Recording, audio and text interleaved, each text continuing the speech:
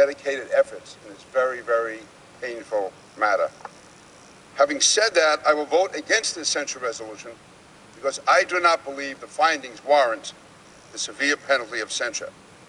I reached this conclusion after reading and studying hundreds of pages of committee documents, including the subcommittee findings, minority views of Congressman Scott, the report of the full committee, and myriad exhibits and correspondence. Mr. Speaker, censure is an extremely severe penalty. In the more than 200-year history of this body, only 22 members have been subjected to censure, none in more than a quarter century. If expulsion is the equivalent of the death penalty, then censure is life imprisonment. Mr. Speaker, I have found no cases where charges similar to or analogous to those against Congressman Rangel resulted in censure. So, thus far, this penalty has been reserved for such violations as supporting armed insurrection against the United States and sexual abuse of minors. In Congressman Rangel's case, as Mr. Scott pointed out, the committee chief counsel has said he found no evidence of corruption.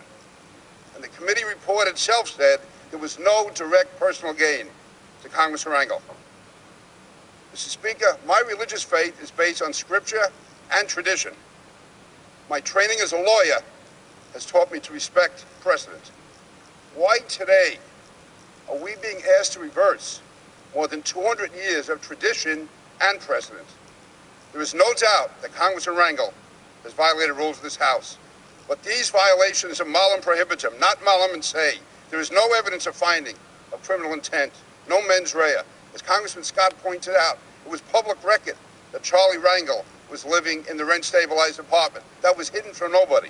It was public record that his campaign headquarters was in the rent-stabilized building. It was hidden from nobody. It was also public record that Charlie Rangel had the home in the Dominican Republic. It was public record that Charlie Rangel was trying to obtain funding for a public university in his district. Nothing was hidden. So where is the criminal intent? And that is why I strongly believe the appropriate penalty is a reprimand. Why?